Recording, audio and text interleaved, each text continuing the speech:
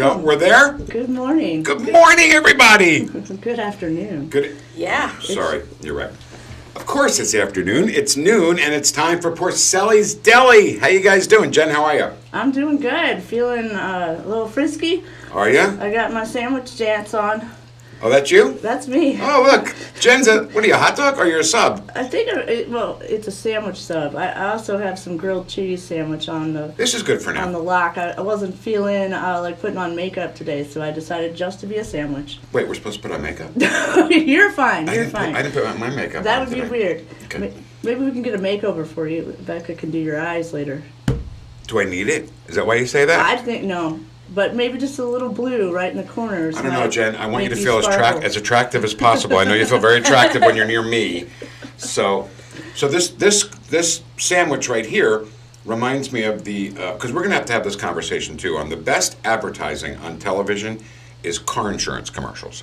Geico, Progressive, Liberty Mutual. Sure. Everyone's been talking about Progressive. I was going to maybe buy some stock. Oh. Well, we can do that on the financial section of the show. What time is that? What time do we do the financial? I better get that down. So there's a guy who's a photographer taking pictures, and there's a lady who is a caricature artist. And she's drawing a caricature of the guy who's filming her. And she's like, well, Liberty Mutual, they only... charge you for what you need, and everybody's different. And then he goes, what do you think? And it's him. The caricature is a guy with the camera and a baseball hat and a beard and a sub that's like as tall as he is with one bite taken out of it. And then the camera goes on him, and he's got the hat, and he's got a sandwich that is as big as him with a bite taken out of it. He goes, I don't see it. Anyway, that's why that reminds me of that. That was a riveting conversation. It's accurate. All right, so listen, a lot of this show depends upon you. So here we are, Porcelain Deli. We want to hear your comments in the comment section. And anything you want to talk about, let us know. Any music you want to talk about, any movies, any TV shows. Wow, we can see that right there? I know, aren't we high-tech? Wow! We've gone leaps and bounds. We're not going to be able to talk about binge watching anymore because this is my personal TV. So what's that mean? Oh, good. Wait, you brought this from home? Yeah. So now you can't watch TV at home? That is correct, sir. Well, we'll just leave her out of the conversation. You're gonna live in the studio. I will. I very rarely. I watched one episode because I have the laptop still. So I watched one episode of Umbrella Theater. What is Umbrella Academy. Yes. So you've completely given up on Money Heist. I just got so daunted by the number of episodes that they were. We talked that out, you and I. I know, but then there was other scenes that I wanted to see. I think I'm going to start with 4 and work my way backwards. No, that will spoil the heck out of the whole thing. Don't do that. That's silly. We'll see. Hopefully I'll have some free whatever. time. But I spend a lot of my time just tinkering around with this so that we can have a huge big screen. You can see the comments. Yes, that yourself. comment right there, Derek Summers is a buddy of mine, a former postal worker. So I have he's very near and dear to my heart because I was a former postal worker. And he also he's a veteran, so he gets my respect right away. And he's talking about cards, meaning playing cards, not cardinals. Sure. That's why it says with chips, not. What did it say? Chips, not the Redbirds. Derek's a big poker player. I'm a big poker player. I love to play poker. Oh, I thought he meant like on the side, like with the sandwich. Nope, he's moved on. That was a very boring story. Derek has showed us that. Move on, Vic, on to something like poker. So Derek's a real good poker player. I'm a average poker player, and we used to play a lot down at his house before this COVID thing hit. Let's not forget that Becca's also here with us. Yes, Becca, there you are. Becca. There she is. Hey. And Becca sent me a drawing. I got, that her daughter. Can you put that up? I'm sorry, I don't want to. It's okay. You know what? It's not finished. Oh, Let's wait till so- it's finished. She's going to do Okay, all yeah. kinds of digital stuff to it. But she sketched us. Yeah, her daughter is in the Casey Art Institute. Yeah, goes to Kansas City Art Institute. She's going into her sophomore year. Wow. And I reached out to her. I'm like, listen, I'm going to give you first right of refusal as my favorite artist. Right, of course. And would you mind doing this for me? And she's so excited. She's like, hey, I have a project. And it's art. And she is just... Who's was one of the Sorry. sweetest girls. Of course she is. And And she can draw, which is great. yeah, no, she's very talented. She got scholarships to go to Casey. Fantastic. Yeah, so. So she'll be proud of working her. on that sketch of us, which was pretty cool already, and it's not even done. I thought that was pretty. Yeah. I She thought she it knocked was that out in good. like 5 minutes too. Wow. Because I messaged her about it. I'm expecting like the day after, 2 days later, she's gonna have a sketch for me. I had just ordered food. I hadn't even gotten my food yet before She was done with it. before she's sending me these sketches. I'm like, yes. Yeah. And my first question was, oh, is she going to study digital animation? Because they had this like absolute feel of a really cool rendered like video game type avatar animation of each one of us. So You know, a friend of mine- I'm hoping she can finish that. Yeah. Maybe we could throw her some money and have some icon avatars of ourselves. Yeah. Well, that's what I did it for. Is I started Love my that. my Facebook page. So I was asking her for profile pictures, and I wanted the banner to be the three of us, and then have my own personal profile picture. Yeah. I love that. Well, My son had a well, friend who he went to high school with. His name was Nick Collingwood, who went to the Georgia College of Animation or something like that, and he made this short little animated film, about 2 minutes long, and he asked Chris if he would score it. So Chris scored this little animation, which is really neat, and I helped him and I watched him, and it was really kind of neat to watch that whole process. Chris was watching a just completely silent animated film, and he added he had the music and he added sound effects and stuff, and so it was cool to see how animation works. So maybe we can not only have avatar animation of us, but look, sandwich animations of us. Hey. Now, is that a grilled cheese? That looks like a grilled I cheese to think, me. but look, It's a melt. I think it's a patty, some kind of look. That's Oh, it's like a patty melt. that's ham or something up there. Yeah, it is so ham. You're a hot ham and cheese. I am a hot ham and cheese. Hot. That's what people say all the time. Hey, Not kosher baby, though. You're a hot ham and cheese. Why, thank you. So, here we are, Porcelain Deli, and here's the thing. We're going to focus on a few things as we go through the weeks and months. One thing being veterans, and one of our favorite veterans is Sam Alvarez, and the show this week is brought to you by Drive On Motorsports. And Sam let's talk a little bit about Sam. Sam is a veteran. He served in the Army. He served in Iraq, diagnosed with PTSD, and then instead of wallowing in the mire, he decided to start a nonprofit which has veterans come to Drive On Motorsports, and they learn how to build a race car from the bottom up. Like, here's a wrench, here's some metal, here's some tires. Let's build a race car. And then the guys build their own race car, and then they get to drive that race car on a track. And the coolest thing about it is it doesn't matter what your injuries are. Sam will make sure that the car is specified to your injuries. So if you don't have legs, if you got your legs shot off in the war, you can drive it with just your hands. You see where I'm going with this? Yeah, It makes you impassioned and not enable.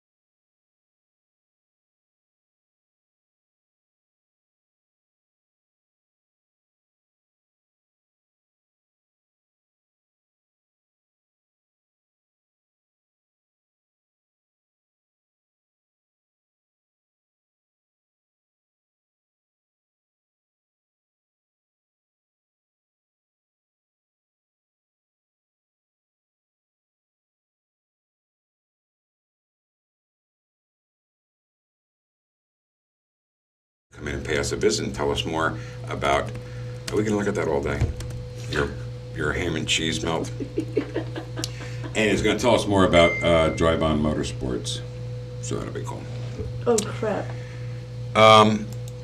Another thing that I wanted to talk about that Jen let me know about was, now I forgot the Mutt Balls. What's her name? Nona's Mutt Balls? Nona's Mutt Balls, but the woman's name is Joda. Joda, who I got to speak with also during the Small Business Independence Day celebration that we did. And she was fostering like 9 dogs at one time. 9. And she makes these really cool Nona's Mutt Balls, which are nutritious treats for your dog, and they're also specified for your dog, depending upon size. If your dog has some kind of illness, she'll make one that's good for healthy reasons. And she said that during that interview I had with her, she said that some of the dogs got into the kitchen and there was meat out and there was dinner out and turkey and all this food around, and the dogs came in and they just ate the Mutt Balls. Yeah, I was there. And Oh. She had 9 puppies, Right. And they were in this other room with the nursing mother, Oh. kept away from the 3 other rambunctious but adorable guys. And when I get there, she's cooking bacon. Right. Oh, And bacon it was, just right. a big pile of just fresh bacon on the counter, and not far back, right where the dog can. And some of the taller dogs could literally just Sure, without come even up jumping. there without even jumping. So we returned from the puppy interview, and her plate of Nona's Mutt Balls had been completely devoured. But the bacon was untouched. Untouched. So that was a huge testament. That's the best part of that story. We could actually play that video if we so wanted. I had a little audio trip up earlier. Sorry, Drive On Motorsports. I think I fixed it. Can we hear now on this screen? Yeah, I got confirmation we're back on. Okay, well, it was on this scene that I was unable to. So just one more time, Drive On Motorsports, awesome cause. We'll be meeting with them later this week Yeah. to Sam will talk be- about the work that they're doing with veterans. And we'll tell you more throughout the week, and even later again today. We'll let you know more about Drive On Motorsports. Yeah, we're just going to keep mentioning it, so it's okay that. Sorry, guys. It's all good. It's all good. We still love you. So, really excited about trying to find dogs forever homes. Really excited about that. And Sure, good. Joda is going to highlight a different dog a week, I believe. Is that how it's going to work? Yeah, we're going to be partnering with Tempo of the Dogs. Tempo of the dog. Love which that. is a great rescue organization. Obviously, it's a play on Temple of the dog. Temple of the Dog, a great 90s collaboration. And they name all of their adoptable pets after music, Excellent. which is super cute. So maybe one litter was the Prince litter, and so all of the puppies had different Prince-related I love that. names Yeah. and so forth. You've got the Beatles, and Mhm. you could just go on and on forever with names like that. Of course, you have that sort of situation Musical theater, going yeah. on at home. And we've actually managed to name the fish all musical theater names too. Velma and Roxy Hart from Chicago, also Big Mama from Chicago, who was a little bit of a bully, so we had to put her in solitary in her own tank. And we have Rosie, and we have Mary Sunshine, who we talked about on the Coffee Show Friday. Mary Sunshine and Billy Flynn are in their things, and Hedwig and the Angry Inch are still hanging in there. Oh, and we have 2 little baby Bettas that my wife just calls one Baby, so she's Baby, and the other one we bought is Lisa, so they're the sisters in Dirty Dancing. Awesome. Yeah, so Baby and Lisa. Yep, we have lots of time on our hands. I was able technology. I found their Facebook page, and you can find them online at Tempo of the Dog Rescue. They have adoptable puppies I love it. available. Oh my right God. now. Look at this. Do not let my wife see these pictures. It might be a little late, Vic. Yeah, I guess so. Jess, we can't. I know you're sick. Because let me tell you, some of the rituals at the Porcelli house, during the weekend, it's either Puppy Saturday or Puppy Sunday. And she would just go on all the Humane Society, all the places, and just send me pictures of puppies all weekend long on Facebook. And I'm like, oh my God, that's so cute. Can't get it, but boy, that's really, really cute. Yeah, every time my dog acts up, I have this dream that what we need is a better dog in the house, a second dog that's not a jerk dog, so that the jerk dog and the good dog can kind of become two regular dogs. Yeah. You're Rex gonna is put young, right? It's yeah, he's 14 months-ish. So I always end up doing that. I get on the pet finder, but then I realized when they started asking me questions when you fill out the application Oh, that they want to vet you. nobody is ever going to give me a dog. They're like, where does the dog sleep at night? And I'm like, well, I want him to sleep in my bed, but he keeps sleeping on the couch. So sometimes I have to wake up in the middle of the night, drag him into bed, and hold on to him for a little bit. He doesn't like that, and he ends up back on the sofa. What dog doesn't want to be in bed with the master? I don't know. He's weird. Huh. He likes the unicorn. Yeah, he likes to. Bring the unicorn in. Oh God, that would just get weird if anybody came over. It's like, why is there a large furry unicorn in your bed? Well, my dog sleeps on it. Yes, that's all. You just wrote it off right there. You explained it all perfectly right there. Exactly. Thing is, if you got another dog, you'd end up with 2 Rexes, not. I know this. The and Rex would corrupt, not the other way there's my around. reservation, and I want actually 2 matching dogs, so I would have to find a black dog. Now, why is that? similar, Because matching dogs, twinsies. You have Rex and Raptor. Rex and Raptor. That was good. It's a bad idea. I probably won't be. Our dogs look nothing like each other. Yeah, it's easier Chihuahua. to tell them apart. Bichon Poodle mix.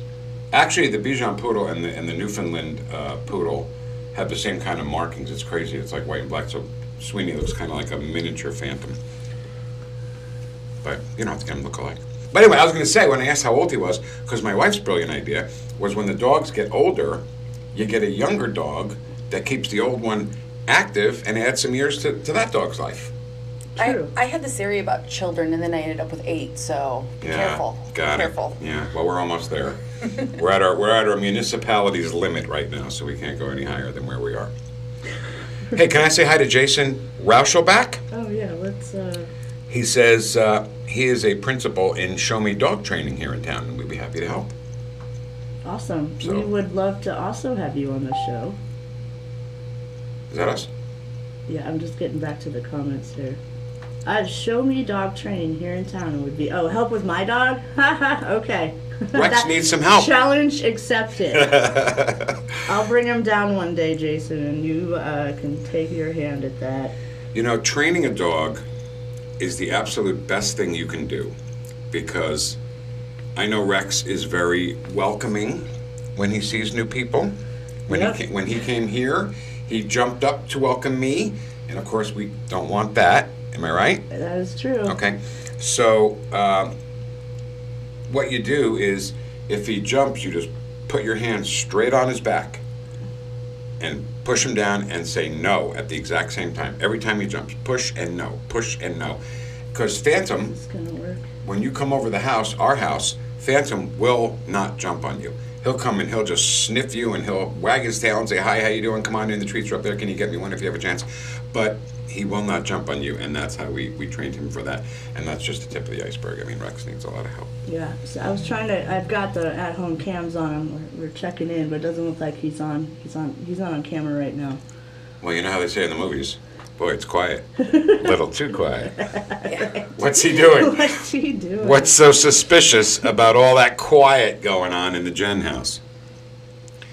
All right. So. So Jason says on board. He's willing to help out Rex. Not that Rex is a bad dog, by the way. We don't want to characterize him as a bad dog. He's not a bad dog. No, I'm just a bad human. Every dog needs training, and when you have a trained dog, he's confident. Like, for instance, if a dog is on a couch and you lay on that dog, how does he react? How does Rex react if you lay on him?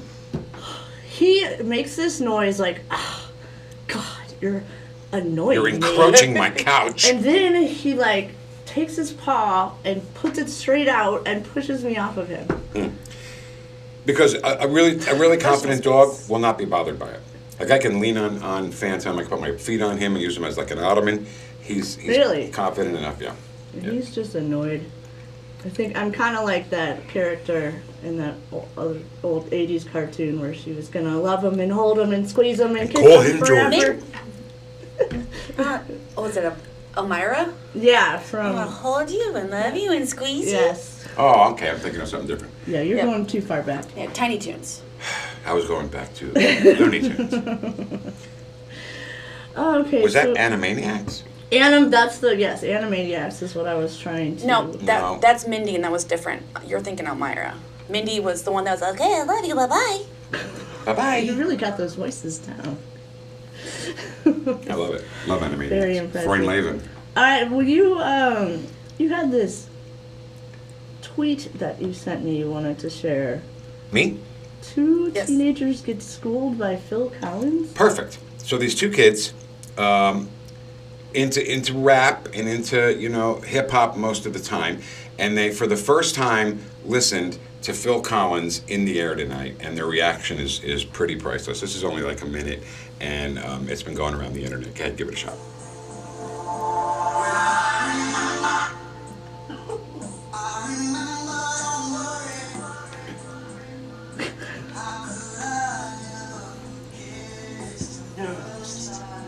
Okay, family.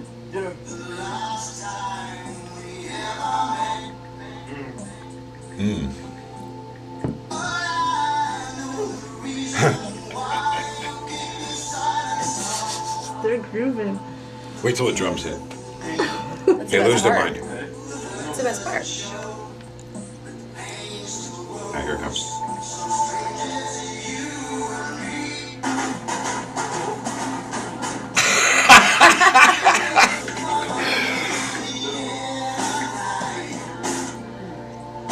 So they're digging it, they're grooving it, and they're listening to something they've never listened to before, and I think that's neat. Being a music lover that I am, I love turning people on to new music. I love seeing people being turned on to new music. And there's a bunch of videos on the internet of kids listening to like Bohemian Rhapsody for the first time, or listening to a montage of Led Zeppelin songs for the first time with headphones on. And some of the kids like completely lose their mind because they've never heard it. They're young kids, bad Right, parenting. mind They've never blown. been exposed to this kind of music. Not everybody's parents have a wall full of albums of the greatest hits of all time. My Did you kids, grow up like that? Did your kids grow up? my kids grew up like that. You have a huge album collection, I assume. Yeah. Yeah. And my kids were spoiled to the fact that they can go down there and listen to any genre, probably that they want, including the big band and, Andrew Sisters and Glenn Miller and all that kind of stuff from the 40s if they wanted to. And my parents turned me on to their music, which is the big band stuff. They were, I guess, were they teenagers in the 40s? Yeah, I guess they were teenagers in the 40s. And like my mother used to cut school and go see Frank Sinatra sing, and her sister would cover for her. Her sister and her were not twins, but boy, did they look exactly alike, and they used to go to each other's classes, and if somebody cut, they'd fill in for them and stuff. So my mom used to go see Frank Sinatra sing. So that was two kids who never heard In the Air Tonight by Phil Collins. Have you guys seen the video of the deer that goes through the little plastic playhouse? I'm gonna have to say no. This sounds familiar. It also has same song. Let's see, how do I look this up? Dear Phil Collins, does that work? Yeah, it sure does. All right, so how do did I just send you this Send link me here? the link. Okay. You can cue that right up. My friend Mike absolutely loves this. This is one of his favorite videos of all time. I didn't mean for it to turn into Phil Collins Day. Oh, Hey, but it's all right. We've got a musical guest that we interviewed that's coming up later today. Yeah. And by the way, let's talk about that too. Music will be a big part of Porcelain Deli since it always was on the radio. But we're going to focus on unsigned, up-and-coming artists and singers and songwriters. Oh, is that because of your Phil Collins? Yeah. All right. Oh, well. And so we want to interview an artist every day if we can. So if you make music or gonna have get there. talent, I was going to get there. go. And feature their music and talk to them. So if you are an artist, let us know some of your music. Okay, now you can take over. So I'll send it to you, Jen. How do they do that? All right, they can contact us via this Facebook page, or they can email Jen with 2 N's at thenextcore.com. Probably Facebook's the easiest way to shout out, let us know you're interested, and Yeah. we will take it from there. Let us know you're here too, by the way. Now, send us a message. Say hi. Say good morning. Okay, play that. All right, we're gonna get pinged for our copyright infringement of Phil Collins' song, but maybe we'll. I didn't even think about that. Should we mute it? No, don't mute it. That's the whole thing. All right, oh well. See what See. happens. It's easier to beg for forgiveness than.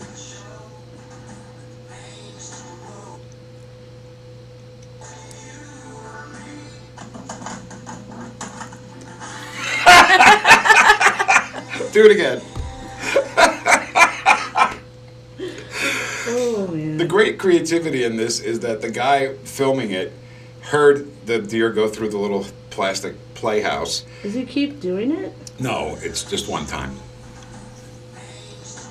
So he heard him go through the playhouse, and how did he get the? Is this just like security footage? Security footage. No, it looks like it's cell It's in his phone. backyard, yeah. So we just said it to Phil Collins as That looks like something my dog would do. Your dog's that big. For sure. Just about. All right, Phil Collins, we do not own the rights to that music. Right, we're just having fun, everybody, okay? Just leave us alone! Just supporting one of the best drum solos. You know, when Phil Collins was on The Tonight Show with Jimmy Fallon, obviously before the COVID thing, he came on and he did In the Air Tonight, and Questlove is the drummer for The Roots, who is Jimmy Fallon's band, and Jimmy Fallon said to him, now, you know, that drum solo, you got to nail that drum solo. I hope you're not, worried about that. So he was like, well, I wasn't until you said something, and then he was really nervous about doing it, and Jimmy kept bringing it up the whole show, and then Phil Collins came in and did the song, and when Questlove nailed the drums, like, the crowd goes nuts. And if you don't know the backstory, you just think like everybody's going nuts because it's a cool drum solo, but Questlove was really, he was really nervous about doing it. Love music. Hi, Mark Husted. Mark Husted said hi. Let us know you're there, Give us a message. Let us know some of your favorite music. Let us know if you are a musician or artist, or you know a really good, cool musician or artist who, honestly, could use some exposure, and could, get a couple other songs played and an interview, and we'll let everybody know about you. Today we're going to talk to actually my son Chris and let you know about his most recent album. And tomorrow we're talking to Dre Montez. Montez. He's not a musician, so we're still looking for a musical aspect. What does he do? He produces a podcast. I don't know the name right off Okay. the bat. But he also has a small business where downtown, if you need like an Uber, but you want to be a little more outdoorsy, he has a golf cart Uber business. So we'll get to hear. For shorter drives. This is For sure, yeah, it's sort of like around the cards. I kinda love that. And all that stuff. Yeah. It's a fun way to get back to your car or hotel. Who wants to walk back to their After- car yeah. after a Cardinal game or a concert? Especially in the big crowds or whatever there is now. But even so, we're going to check in with him. He's a hoot. He used to podcast out of this podcast studio, and he's one of my only YouTube followers. So I have competition. one of the 20 YouTube followers, and he's always telling me how funny I am. So I'm excited to get back with him in Next Core because it's been a minute since he's been in here. And he's got a really great vibe and great energy. And then you have a country music artist coming in Wednesday, correct? The 19th, Wednesday the 19th. Okay. Yeah. His name is Johnny Henry, and he originally, way back when, in the mid-'90s, had a band called Daisy Chain, and then he got the country bug, I guess, got the country flu, and he started a country band called Spur, and now he's just on his own. Johnny Henry, you can see him playing so many places around town. Small places, bigger places. He plays down at the Ozarks all the time. Really good guy, and I like him. Yeah, his first, both bands, like Chris Porcelli's, I listened to a few of his songs, kind of teared up, Yeah. kind of emotional. All right. And then the same, Go ahead. yeah, and the same thing with the country guy, Johnny Henry. Yeah. Just a little bit too close to home, a few of those songs for me. But, Chris has a tendency towards this problem. No, not a tendency. He has Harry Chapin affliction. He cannot write a happy song. It's just in it. If you really want to cry, while you listen to a song, go back to the album Paper Clown and listen to the song Dave. Okay. That's my dad's name too. That's gonna be a mess. What's his wife's name? Chris Porcelain. No. Your dad's girlfriend's the one with all the French presses? They don't have a website. No, I just What's want to know her her name? name. Oh, Debbie. That's all I wanted. You asked what my dad's website We is. need the voice. I didn't say website. I said. Respond. My dad's girlfriend's name is Debbie. Debbie. All right, thank you. So every time we talk about Debbie, we're gonna have to hear that. Yeah. Want a latte? There we go. That's all I wanted. That's all I wanted. Debbie asked me if I wanted a latte. Joey, it's Estelle. So here we are, half an hour into our first Porcelain Deli in this medium. I mean, it's always been to me. It's always been on the radio. You know, people calling in and playing songs, and we can't do that because of copyright things. We can't play full songs from big artists. Is that your ringtone? No, it's a news alert. I'm sorry. It's unprofessional, Sounds Vic. like It we're at is. the airport. Well, I'll learn from you guys. I thought I had this taken care of. Oh, here we go. Oh, this got to be down. All right. So the focus is on local artists. So, Mark, tell us about you in the comments. You said you're a lyricist. Yeah. I think this is funny. Mark said I saw. I'm talking to a sandwich. Is that what Mark sounds like? No, that's what Rodney Dangerfield sounds. Oh, I'm talking to a sandwich. Yeah, you know, tough crowd. Yeah. Oh man, he said I saw a local band so poor that they were backstage all smoking the same cigarette. I hope that was pre-COVID. I'm sure it was. You worry about them passing the COVID around on the cigarette? That's COVID. When it wipes out an entire band because we only had one smoke left. Everybody just wanted to smoke. We only had one left. We all smoked it. Now we all have COVID. Now we're all going to die. Please tip your bands. And hey, if you are a music artist and you come on here, we have the ability to put your Cash App or whatever donation That's website. a great idea. So if you do come on the show and you want people to kind of give you a tip or thank you for your time or say that they love you via monetary donations. And what says I love you more than money? Nothing. And we'll- You can buy love, and it's with cash. We'll put up anything. If you've got a coffee account, if you've got Patreon, any of it. So, Mark, you've written thousands of songs. Are any of them recorded? Can you send us something that you've recorded? I mean, we want to talk to you. We want to help you if we can. Let's back up just a little bit.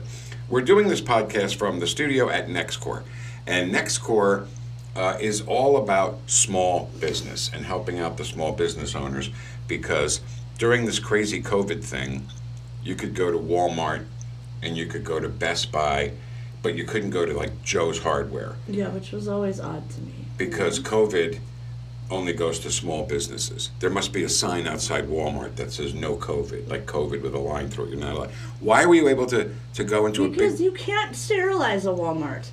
But it's probably possible to sterilize a small counter. Yeah. That's what I'm When saying. you have a mom and pop I was shop. joking, and my joke clearly was not funny to you. So, It's just something I've been mad about lately. well, I'm with you. That's what I'm saying. Like, COVID is not allowed in the big box stores because we can only go there. We can't go to Joe's Hardware. Do you get what I'm saying? Yeah. Okay. Even though Like in St. Charles, if you go to Ameristar Casino, you don't have to wear a mask. But if you go to Hollywood Casino, you do have to wear a mask because COVID is not allowed in St. Charles. There's a sign on the bridge that says COVID not allowed. You see where I'm going? It was funny the first time. Whatever. Maybe it wasn't. Oh, COVID. Jen's her now. She's not a sandwich anymore. COVID stops here. Right, COVID stops here. At the river. Like the buck stops here with Harry S. Truman, the COVID stops here. Well, maybe in St. Charles they had like a COVID hunting season and they went out with their shotguns and just took Haunted care of Wabbits. Do either of you know Jeff Faulkner?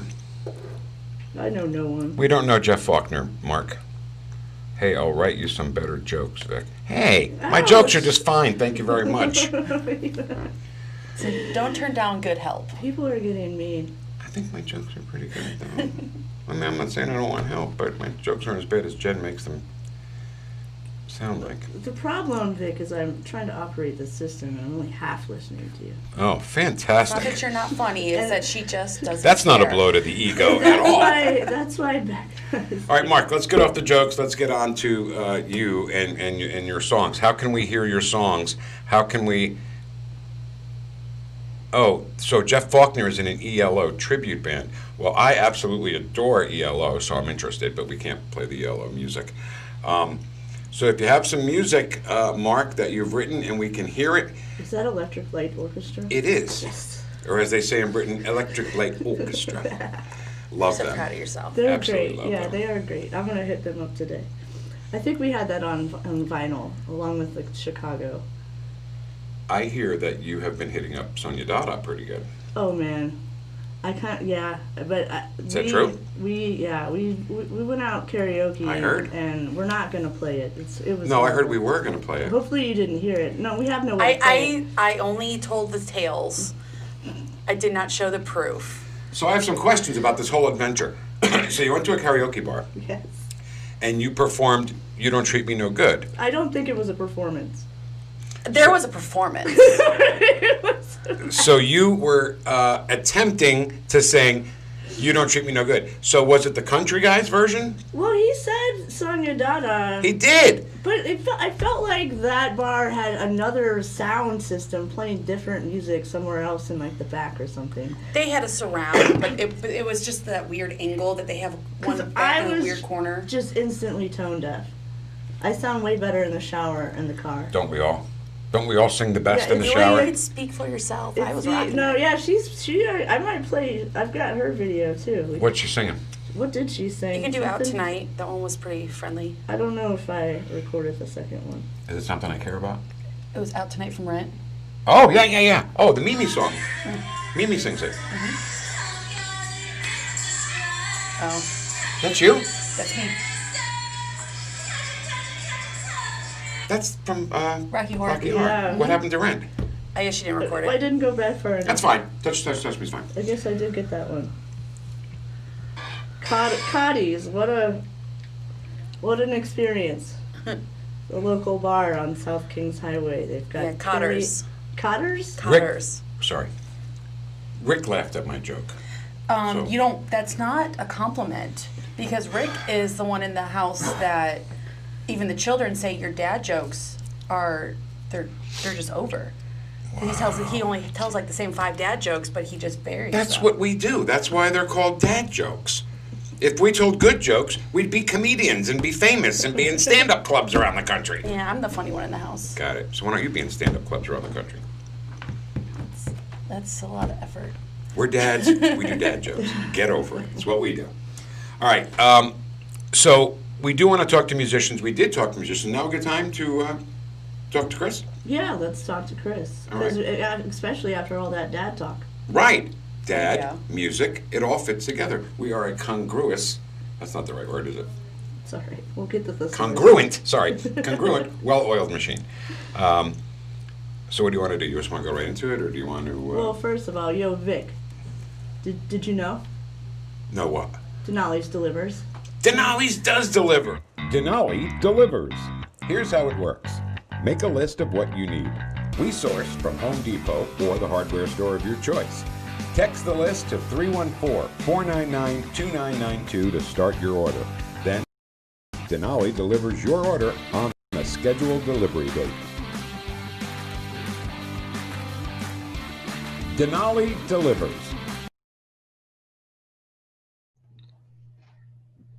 From the studio at NextCore, this is Porcelain Deli. It's back. And when we decided to do Porcelain Deli again, it had to have something to do with music because Porcelain Deli was all about music when it was on the radio. And it was about people requesting songs and stuff.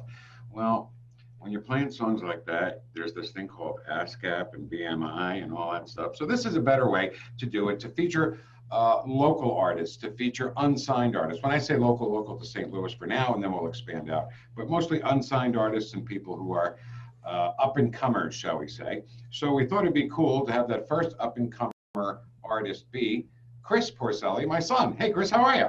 How's it going? Good morning, everyone. Good. Chris is in Tulsa, Oklahoma. That's where he lives. He works at a really cool dueling piano bar called Shady Keys. Chris, give us a little bit on Shady Keys. Well, Shady Keys opened just earlier this year. The owners put together the bar in 88 days. That was their challenge. They started with pretty much a hole in the ground, and they built it up from nothing up to a piano bar in 88 days. And they were open for a little bit, and then due to the things going on in the world right now, they had to close. But thankfully, Oklahoma isn't completely the hot spot that some other places are, so we've been able to reopen with limited restrictions, and it's been going very well. It's really a fun place. I design the lights and sound, and I work there 2 nights a week, Friday, Saturday. And if you're in Tulsa, come check it out. It's a really fun show. All request dueling pianos. Very different from the music on the album, but it's a job, and I like it a whole lot. Sure, you get to do what you do. Oh yeah. When do you think they're going to relieve the restrictions and let you have, a full house? I honestly have no idea. It could be any week now, or things could roll back. It's honestly up in the air. Every week has been a new adventure. So, wish us luck. There's more testing, vaccines coming in a couple of months. Everything's going to get back to normal, and you guys will be thriving again. Yeah. All right, let's talk about you a little bit. You've been playing piano for quite some time, like since you were 6. Yeah. Is it possible for you to explain your relationship with the piano? It's one of those things, and I've talked to my girlfriend Allison about this. She says things like, I don't remember not being able to read music. I don't remember not having a violin in my hands. And I'm kind of in that boat too. Like I remember taking an interest in it, but also like some of my earliest memories were playing piano. And, it's one of those things where in the beginning it was, I should learn this. And I took a liking to it. And then, there's this hurdle of, I don't think I can do it anymore. I think there's like I can't do it. It's too hard. And then getting pushed just over that hurdle into the, okay, now it's starting to make sense. I think after that it became just a downhill picking up speed of learning, a lot of self-learning. I've also had a lot of good teachers along the way, but piano has been the learning, the aspect of getting into it and then also becoming attached to it. Being the first time sitting down and playing, I remember having a conversation with you where you said, play something that hasn't been written yet. And it was baffling to, I don't know, 14. I was like, I can't do, I can barely play the songs that have been written, trying to replicate them. But then I think the first time I tried to sit down and play something that wasn't written, it was just this, I don't know, like putting a paintbrush to canvas. It's like, oh, I can do whatever I want here. And it's exciting. And being able to write music has been probably the most expressive medium that I've been able to do for the past 10, 12 years. I have been writing for a while, but I feel like I've really started to kick in like right around 2010, 2011. And it's probably been my biggest expression, artist expression of things that I've tried to do. And I love it. I think when you were younger, it was your sanctuary. You come have a bad day at school. I remember you used to throw your book bag down and walk right to the piano, and that's where you stayed till it was time to eat. Yep. I just wanted to add a couple of specifics to what you're talking about. When Chris was young, 5, 6 years old, we were at Toys R Us. I hope you remember this whole story. We were at Toys R Us, and you picked up one of those xylophones that every thing is a different color, and you started playing like Frere Jacques or something like that. And you played it, and then you put it back on the shelf, and then you came over to me. And then I said, how did you know how to play that? And your answer was, I just figured it out. And I was like, oh, okay, well, I guess who's getting piano lessons? That would be you. So you started playing, everything was great. And then I think it was 2nd grade or so, I remember the song that you were stuck on. It was When the Saints Come Marching In. For some reason, you're having a hard time with that. And you were like, I can't do this. And I said, guess what? You can't quit. Sorry, can't quit. I said, you hate me now? You're gonna thank me years from now, but you can't quit. And you didn't, and you stuck it out, and you're a great piano player now. So, all right, so you're talking about writing music. Let's talk about, first of all, can we go back a little bit, and because this is your 3rd album, right? Fear, Loneliness, yes. and Unexplainable is your 3rd. All self-produced albums, and yes, bedroom albums, what they're called. Bedroom albums. Yes. I meant to say, when you were talking about writing music, I hope one day you get to a point where you can write a happy song. I don't know if it's possible. I think there's one on the 2nd album that people gravitate to. Right. So, Briefcase Full of Cubes. Yes. The first album. The album cover has a briefcase, and there's all Rubik's cubes in there. It's a take on the Blues Brothers' Briefcase Full of Blues. Yes. And you're a Rubik's Cube expert. And so that was more, is electronica the right term? Yeah, I'd say experimental down-tempo electronica. It's very weird. It was the freshman album. It's the um, I just downloaded the software called Ableton, and I've been using this software for 8 or 9 years, and highly recommend it for writing. A lot of people use it for electronic music, but I think it's just a fantastic platform to craft. You can do a lot of loops. You can do a lot of quick edits and copy and pastes, and get the ideas flowing. Um, but yeah, that was my first take at let's just try to get down some music ideas, and there's a lot of cool stuff on there, but it's also some of the tracks feel unfinished. It feels like here's a really good idea, and then it loops for a while, and then it's like, okay, we'll come back to this. And um, a little underdeveloped, kind of like my own version of a jam band solo project, but a lot of interesting ideas, a lot of unabashed sounds, and I had a lot of fun with it. But definitely the weakest of the three, just from and every band, Pink Floyd, the Beatles, they all have these like first albums that are very, especially Pink Floyd has some very like 20-minute rock moments where it's like, okay, this wasn't a finished idea, this is just kind of vamping on a chord progression, Going crazy. right. Well, And that's kind of what I tried to do. Oh, by the way, all of Chris's stuff is available at chrisporcellipiano.com and Spotify, right? You can find your stuff on Spotify? Briefcase isn't on Spotify, but the other two are. Everything's at Chris Porcelli Piano, but then the last two albums are on Spotify and everything: Apple Music, Google Play, all the major platforms. You can ask Alexa to play the song. If she can get the pronunciation of my name right, the pronunciation of the album right, and doesn't accidentally give you the weather, or by the way, not to derail, but we've been doing a bit at the bar where we're the only piano bar that has lights in the shell, and it has a nice Shady Keys logo, and then the LEDs come through it. But what we did was we rigged it up to make it look like there's an Alexa. So we say Alexa, and we push one of the buttons, and the shell does the blue-green little ring around it. And then we've got Allison in the back with the microphone, and I'll ask, like, play American Pie, and then she'll play playing American Pie on Netflix, and she'll just always give me the wrong answer of what I want. That's awesome. Oh my God. That's awesome. It's so funny. And the best part is watching drunk people in the front, like, they think Alexa's talking to you. And they scream at Alexa across the bar. All right, let's move on to Sorry. That's album number 2, Paper Clown. Yes. 22 tracks on that album. Yeah. Tell us a little bit about that album, because that was experimental in a different kind of way. Yes. So Briefcase was me trying to be Daft Punk, me trying to be Deadmau5, me trying to emulate this electronica, 4-to-the-floor, kick drums, and synthesizers. And I decided I wanted to do something more piano heavy, because piano is more of a primary instrument. So I sat down and I said, I want to do something that's like Paul McCartney meets Ben Folds meets Harry Chapin. Also with some of the electronic elements. So like from the beginning of the album, it's got some of the Briefcase things. It's like, okay, remember I used to do that? Great. Now we're doing this.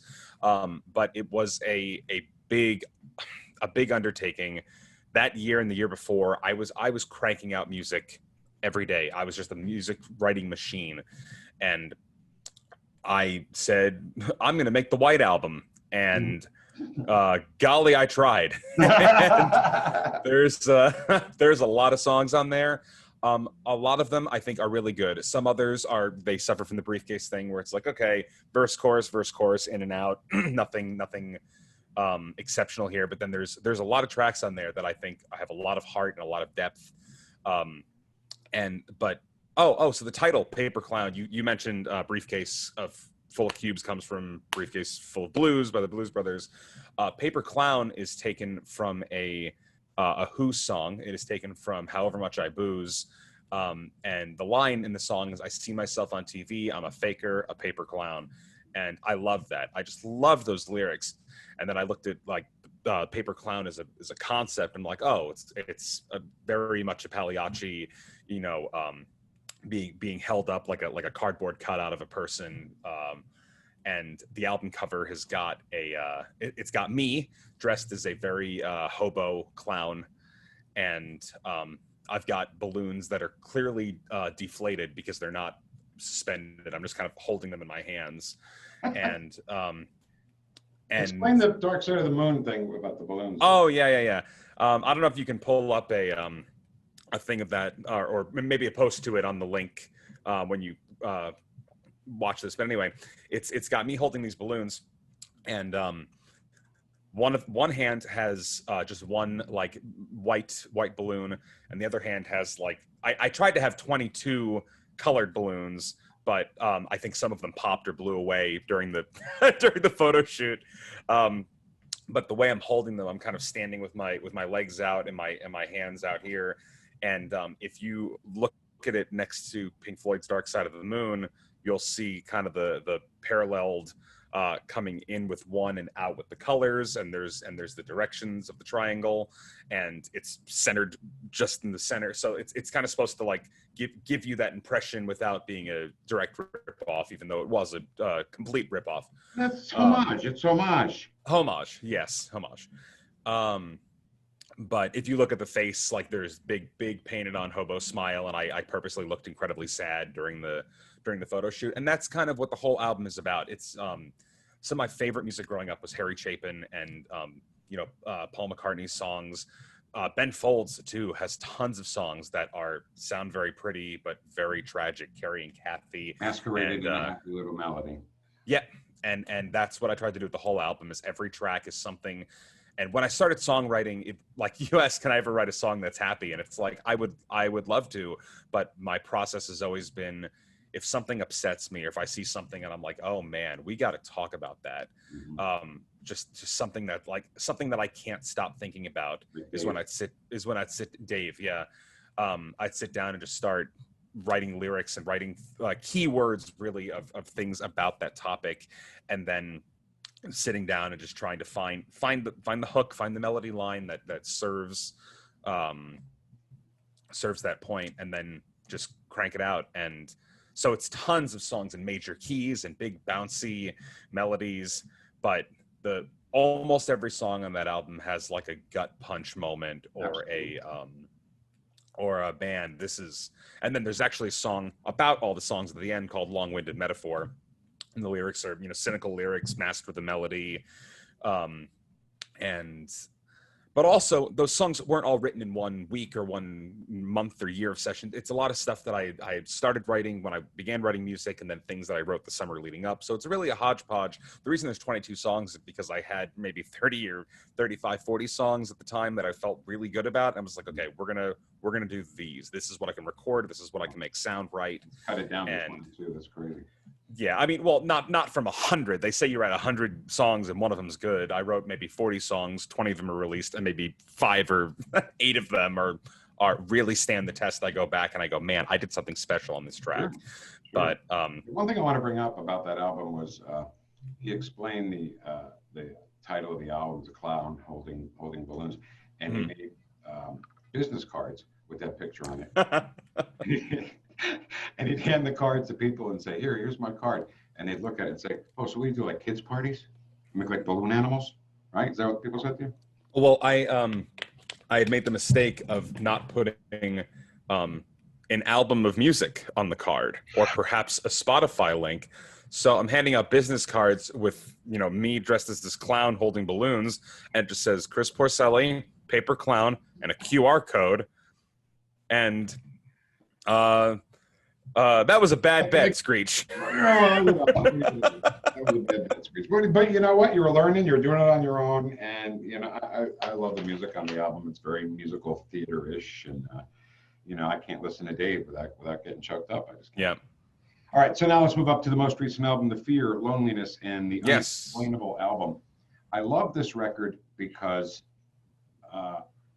every song on the album is a title of a Twilight Zone episode. Yes. I'm sure people have listened to that album and not even realized that. I would believe that. Yep. You and I have this love for the Twilight Zone. Yes. And so the songs on the album have nothing to do with the actual episode that was on TV, but you constructed songs around the title of the album. I Yes. love that. So tell us how you put that whole thing together. Okay, so after Paper Clown, kind of the dust settled on that. Little bit of a songwriting slump where I wasn't cranking out as much content all at once, but I had gone back and I looked, maybe 2 years later, I went back and I looked at some of the songs that I'd written around the Paper Clown era and realized like, some of these could be phenomenal with the right recording, with the right backing up.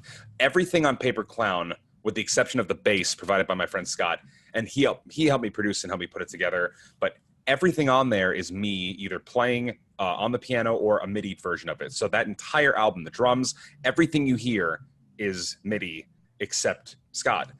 And I said on this next album, I want as many things as possible to be real instruments. I want them to be real people. I don't want anything MIDI is just organ that's also me playing, but I don't want anything. If it's a horn, to be a horn. If it's a drums, I want live drums. So I sat down and I started looking at my stuff and I said, what could I really beef up with this? And then I also was writing a little bit at that time, but with the Twilight Zone thing, I got this idea in my head back when Paper Clown was coming out to put out an album of songs that have Twilight Zone titles. And actually, I had so many titles of songs or titles of episodes that I said, this would be such a good song title. And some of them came about, like I Am the Night, Color Me Black was one of the songs where I saw that title and then had some life events and sat down and went, oh man, I'm going to tell this story and brand it with that title. Obsolete Man started as a project I'd worked on for Paper Clown. And then I, having finished the bridge and kind of finished the song later, went, yeah, this is a song about obsolescence. This title is the only title that fits it, regardless of Twilight Zone. This fits. Midnight Sun was actually kind of shoehorned in. I had written this song. It's very beach vibe. It's very fun. It's actually a lot like Briefcase. It's very electronica, a lot of vocoder on it, very synth heavy.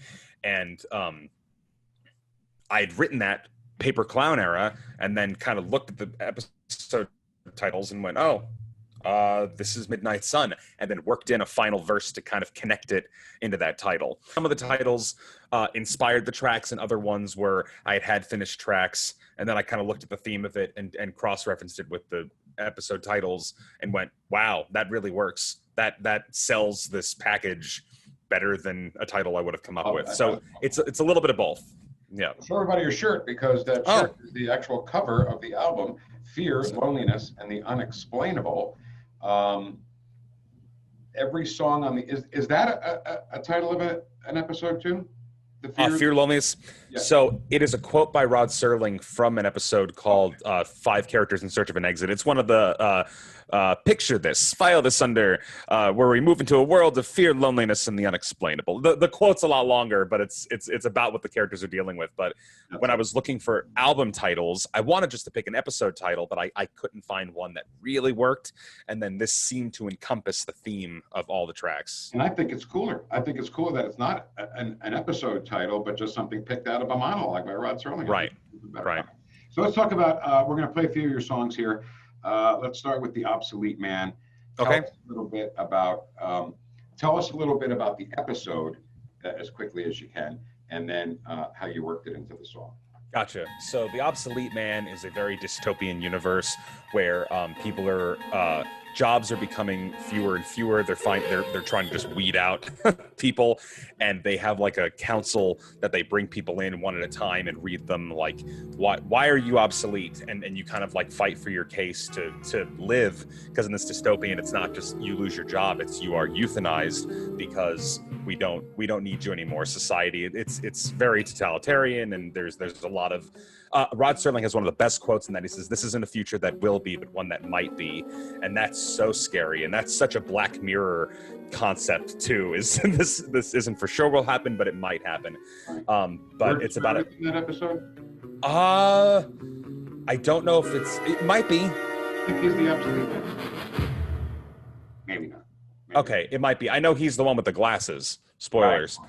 Right. which that would have been a great album cover too, is me doing the broken glasses picture. But this album, if you look at the shirt real quick, it's also got the rainbow that comes in like this and down, and she's standing standing in a triangle. Yeah. Awesome. So I love that imagery, and I love being able to sneak it in. Sure. So anyway, the episode is about a librarian in a society that has no books, and they, he's standing on trial, and they're saying, you're a librarian, you are obsolete, and he challenges it. And the episode goes into him like trying to outwit the state and outwit the chancellor, and it's very dark. But I tried to not turn it on itself, but tell a similar story without really referencing the source material, but about about the song. One day I was visiting someone at a hotel, or I can't remember. I was at a hotel, and I had heard someone playing the piano, and it's that feeling of like, oh, there's a grand piano here. I think I was like maybe 17 or 18, and I round the corner, and it's not the first time I saw this, but it really hit me hard because I heard the music. I turned the corner, and it's a player piano, but not the old 1900s kind. It was like a 2000s. It still ran on like CDs you put in, but you put in a CD, and then that's the point. Yeah, and the keys are moving themselves. And I just remember being so alarmed by that, because I was like, man, that is someone's job. That is a working musician could have had that job, and instead they bought a CD and put it in the thing, and they have a new machine that plays all the songs, and that like hit me hard. That like really, I was like, I don't like this. And then also with radio, I mean, not to get too close to home here, but I've seen with radio, I remember going to the studio as a kid and seeing, I wasn't there for the records days. I didn't actually see the needle go on the record. You were just too young. Right. But I remember seeing... Actually, listen, you were old enough, because I remember you asking me when you started to get into Pink Floyd, when you're playing a Pink Floyd song, how do you know when to stop it? Because they all run into each other. Do you remember that? Right. Yeah. And we were talking about Young Lost, and I said, the operator says, well, it keeps hanging up. Right. That was when you had to do it. So anyway, right. So you kind of saw all that happen in radio. Yeah. But I saw 8 tracks, and I saw CDs, and then I finally saw MP3s just get loaded into a program, and watching the need for the person who's actually the man behind the curtain shrink and shrink and shrink. I lived with that. That wasn't just something that I opened up a newspaper and read and that's interesting. I literally saw that firsthand over the years, the need for that to become more obsolete. And then at the end of the song, I don't want to spoil anything, but the end of the song, it's not based on anything. I just wanted a very Harry Chapin, full circle. Of course. Right. So by the way, Burgess Meredith was in The Obsolete Man. I just looked it up. He is. Oh, okay. Yeah. And we're going to hear The Obsolete Man now. This is on Chris's album called Fear, Loneliness, and the Unexplainable, available at chrisporcellipiano.com. Here you go. When will we be replaced? All things we've done erased. No memory just in case they need the space to start a new one. And will we be deleted when we're not obsolete and they don't need us anymore?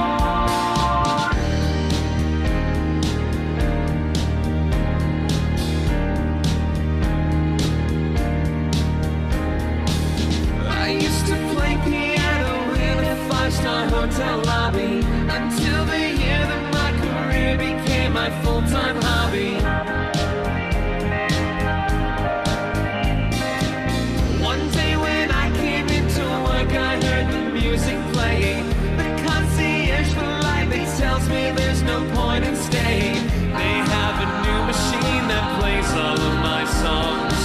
Somehow I should have seen this day would come along, and we will be replaced. All things we've done erased. No memory just in case they need the space to store the new ones. And will we be deleted when we're found obsolete and they don't need us anymore?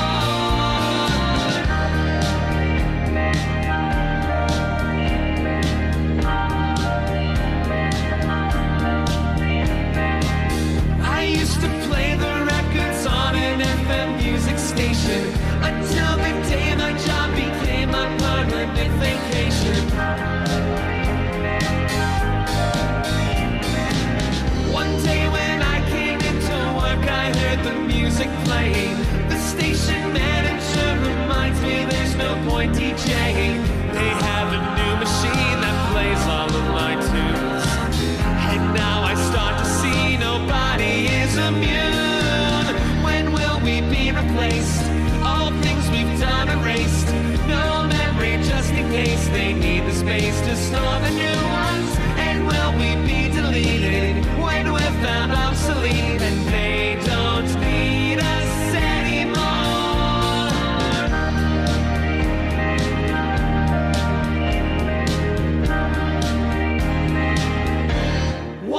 happened to me.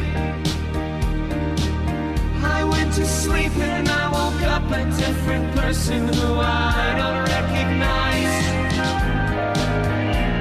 They've still got my eyes. How long have I been out? I had a dream that I was someone who forgot what all the fighting was about. But I never had a doubt.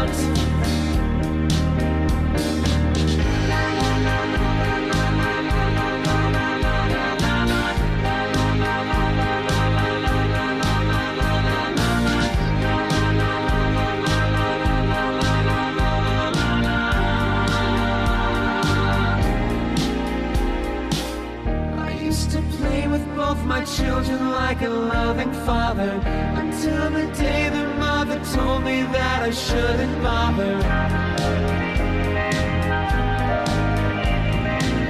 One day when I came home from work, I heard the children playing. I pulled aside and then reminded there's no point in staying. They have a new machine that plays all of my games, and now I understand it's always been the same.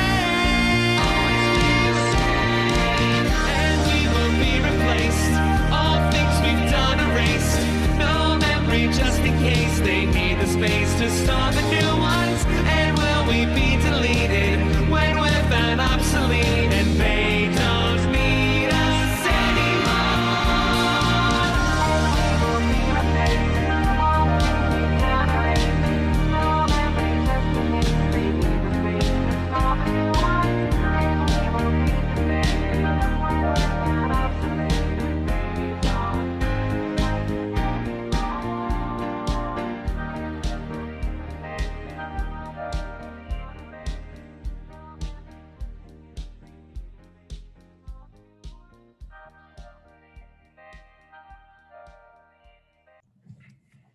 That's called The Obsolete Man. It's on Chris's album called Fear, Loneliness, and the Unexplainable. And it's everything he said going into it. It's the guy who plays piano at the bar, and they got a machine that plays all his songs. And it's the radio guy who had a machine play all his songs. So, you know, do we all become obsolete? It's crazy. It's a great concept. And of course, it's a title of a Twilight Zone episode, which is the whole concept of the album. All right, so let's move on to my favorite song on the album, which is called Perchance to Dream. And first of all, the first thing I want to know is about the guitar on that song. Okay. Okay, so I mentioned earlier that when I wanted to make this album, I knew I couldn't just use my same old tricks. It couldn't just be pianos and drum machines. There were certain things I needed to make this album work. And I had the pleasure of working with this guy named Dennis in Springfield, Missouri at the piano bar there. And he's the best guitar player who I've ever met. He's the best guitar player I've ever been able to share a stage with. He's so competent. He's not just a practice. I mean, he'll pick up a guitar and you start playing and you don't have to tell him what key. You don't have to tell him what style. He just listens for a second, you know, makes the ugly face, and then bang, he starts playing exactly the right style and key, and he knows when to back off. And if you let him go, he'll just start tearing it up like Jimi Hendrix. And I mean, the kid is just insane. And he was like, yeah, I'm working on my own studio space. And I'm like, man, I would love if you let me come and record an album there. And I was like, as long as you play guitar on it, of course, because I'm not gonna let you just, you know, be the button monkey behind the thing and not use what you're good at. So that song, Perchance to Dream, I had written that probably in 2016, 2017. And going back and listening to the demo for it, I'm like, this is really boring. It has a Paul McCartney bounce to it. I'm like, all right. And then I was like, if I can get some, and the way I described it was Jimi Hendrix having a Woodstock LSD flashback nightmare. I was like, man, if I could get that sound through it, like the track would totally elevate to something else. So what I did was I laid down all the pieces. I laid down the organ, I laid down the piano. I had my friend John come and play. There's trumpet on the track. You can hear him kind of harmonizing with himself, and he's playing horn. And I said, Dennis, do whatever you want. I literally said, play literally whatever you want on the guitar. And he was like, yeah, okay, man. and he sits down and just starts playing this, this Jimi Hendrix riff through a loop pedal. And I was like, oh my God, this is a different song now. This is a completely different genre. This is explodes. The guitar makes the track explode. Right. So it's one of those things where this is one of my favorite tracks on the album that my influence had so little to do with how cool it is. Like Dennis completely makes this track.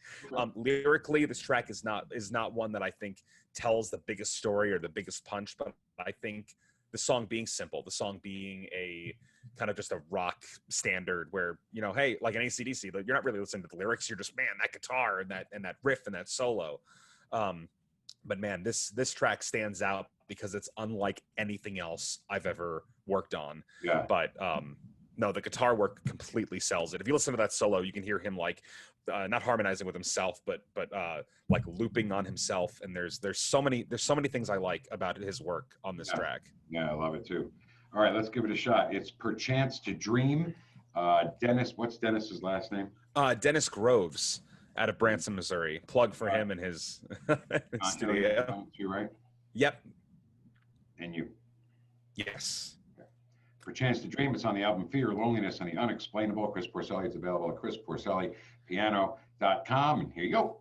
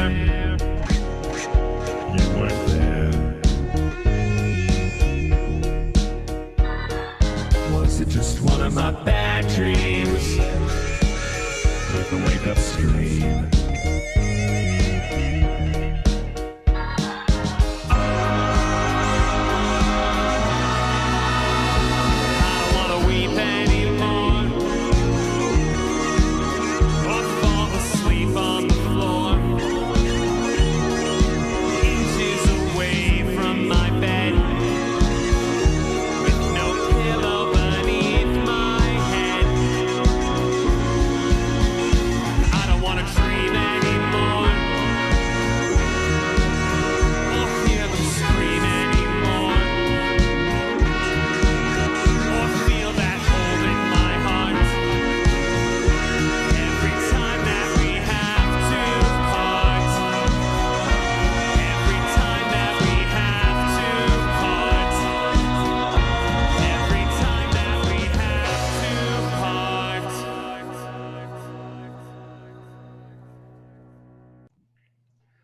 Perchance to Dream, man, I think that's my favorite song on the album. As a It rocks. song, it just absolutely rocks, and that guitar, God, it just jumps right out at you. So let's do one more song from the album, and this one's called "I Am the Night, Color Me Black," which is a very like every Twilight Zone episode is dark. This is one of the darkest as far as themes. Oh yeah. Tell us a little bit about extremely serious. It's like an old West town, and I believe a man is being held for trial, and he's going to be executed. And the town has very much a sundown town kind of racist energy to it, and similar to the episode "The Midnight Sun," is separate but similar. The town just keeps getting darker and darker, and the town getting dark reflects the racism of the town. And then when they actually hang the man, it gets like pitch black, and other towns, like they're radioing, and it's like all around the world, just darkness is falling. And it's like, it should have been, 8 in the morning, and it's still midnight, like pitch black. And there's a monologue, and I can't even paraphrase it. It's been so long, but this guy just talks about how, you can't let the darkness consume you, and the whole world is if we don't learn to love, we'll all be in darkness. And it doesn't end happy. It's really dark. It is dark, and it's eerily similar to what's going on now. Yeah. Oh yeah. There's so many themes of that song that are so relevant today. And but anyway, the song unfortunately has very little to do with the theme of the album. I just really liked the album title. But the song is not as dark as the theme of the episode that it's based on. But I had the pleasure of attending a wedding in 2015, and I met this kid who's brothers with a good friend of mine from college. And due to just a random happenstance, I discovered that he was colorblind. And we actually all wore Converse to the wedding, and my friend said, "Oh, everyone wear Converse." So I said, "Cool." Well, I didn't clarify. I wear bright red Converse to his wedding, and I'm one of the groomsmen. Everyone else is wearing black. I'm wearing red. So I look like a complete idiot in the background of all these pictures, because he's the one getting married, and I'm the one who's drawing all the attention in the back. So I said to his brother, "Aren't I the fool for wearing red Converse?" And he's like, "Oh, I didn't notice. I just thought they were faded." I'm like, how can you not know? And I know colorblind, there's like red-green colorblind, and like there's different scales of it. This kid is black and white colorblind. He sees in complete Twilight Zone black and white vision. Oh my God. And I'd never met anyone who was that on that spectrum of colorblind. So I just didn't want to grill him, make him uncomfortable, but I was just kind of like talking to him about what is it like. And he said he understands that red, all the dictionary things with red is anger and passion, and the girl in the red dress, and then blue is very sad or calm, and green is envy, and yellow is happiness. He could describe all of these colors with how they should make him feel, but he's never actually seen the color before, and he has no idea. He would not be able to recognize it. Right. And that affected me so much, because like someone being blind or deaf or any other disability, it's like you've lived your whole life missing something so important to the human experience. He's very fine. He's not maladjusted. He's great, but he's been missing out on all this. That just made me so sad that he can't look at this wedding that we're at right now and see all the colors and see, what color right. So it really affected me. So I sat down and I started writing this very, color metaphors. See the girl in the red dress, the one looking blue when there's no one around to impress, the blonde who coordinates outfits, but he just sees a girl and he just sees a dress. And that's just like, there's very minimal lyrics in the song, but every lyric that's in there is very like, here's a scene and I'm describing it very colorful and very, and then bang, I hit you with but he just sees this and he doesn't realize that there's more. And Now, I don't know why that's so touching to me, but I love it. Yeah, I love it. This is probably my favorite track on the album. Yeah, you've always been a very sensitive person for as long as I've known you. But musically, sounds a little Bowie inspired. Yep. Oh yeah. I think it started because when I was singing "See the Girl in the Red Dress," I was like, "Oh, put on your red shoes and dance the blues," and I was like, "Oh man, I totally ripped off Bowie." And then I just had this, well, if I'm going to do it, we're going to do it. And all the way. And I doubled down on Bowie, and I literally sat in the studio with the headphones on, saying, "How would David Bowie say this?" You know, "See the girl over there with the red dress." Right. And I honestly, this is one of my favorite vocal performances on the album, and out of any of the songs on any of the albums, because not that I'm hiding behind something, but I felt like I could articulate it better behind the mask of impersonating another artist, being able That to you just love. right, exactly. And I would love to do Freddie, but I can't do Freddie. But I can do late David Bowie. Right, I've got the baritone for late Bowie, but being great. able to just sell it in there, man, this is one of my favorite tracks because of how my vocals sound. The lyrics are minimal and super powerful, and then also Dennis's guitar work on it is just as special. Perchance the Dream, he really like let loose, but on this one it's delicate, and I coached him a little bit about things I wanted. There's a part on the second solo where he tags the melody, and that's probably my favorite part on the whole album if you listen for it. But yeah, this is one of my favorites. All right, let's hear it. I Am the Night, Color Me Black, from the album Fear, Loneliness, and the Unexplainable.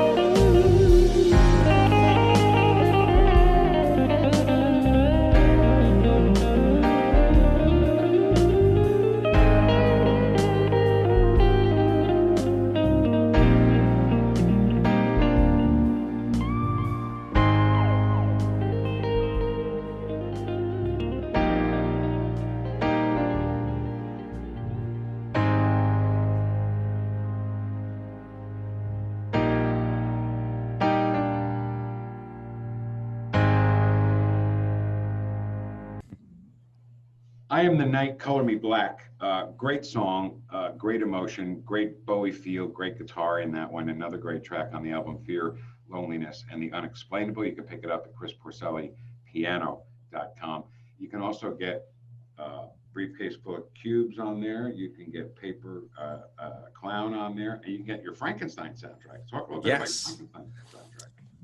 So in the summer of 2018, I was approached by a friend of mine named Nathan Shelton, who's an extremely talented director, actor, makeup artist, writer. He does everything. He is the Renaissance man of theater and short films and podcasts. He made me look like I had an axe in my chest. It's incredible.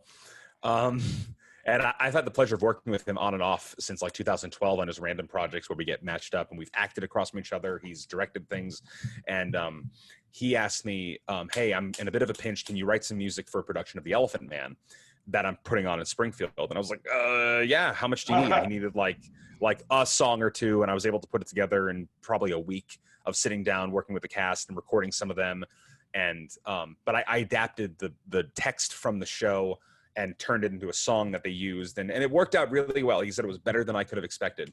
So then a few weeks later, he says, hey, would you be interested in scoring a production of Frankenstein for me? And I was like, oh, and I know Frankenstein. And it's, like I knew the story. And he was like, it's nothing like what you think it is. It is it's kind of like what the Benedict Cumberbatch Sherlock is to Frankenstein. It's more raw, it's more real, what would have actually been like this character becoming a baby and then becoming a man. It's close to the Mary Shelley version as possible.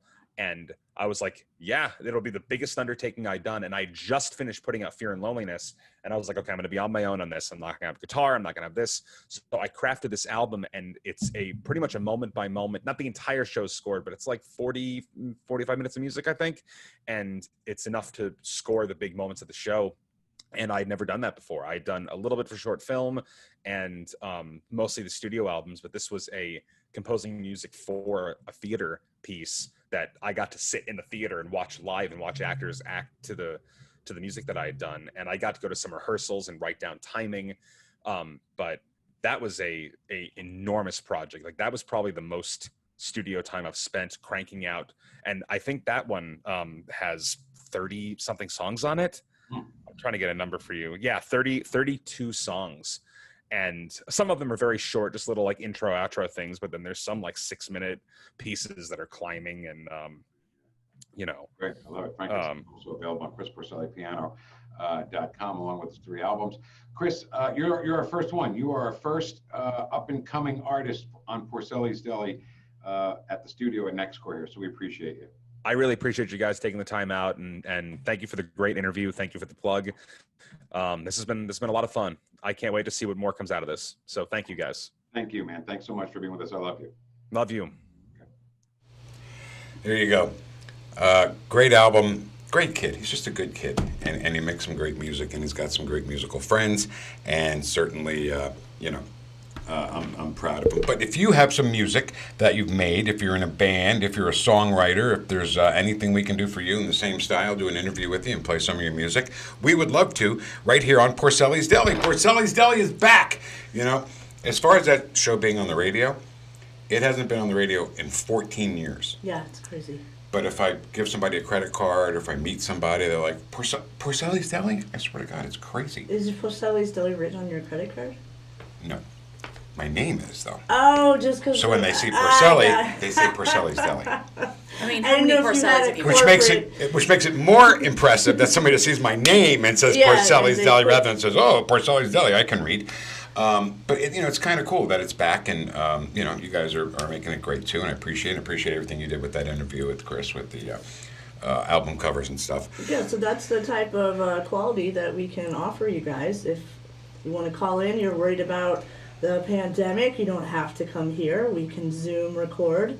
We can slide in photos, your recent acts, any bits of sound that you want to share. We can put all of that together, and that will be out there for the world to see, and we'll help you share and get your music out. Because, like I said, Nextcore is all about small businesses and Jen, why don't you give a little bit of, a lot of people are asking about NextCore. Why don't you explain a little bit about what we do here? NextCore, we call ourselves the starting point for it all. It started as a co-working model, and we're swiftly transitioning into more of a virtual solutions, everything that your business needs to succeed type of resource.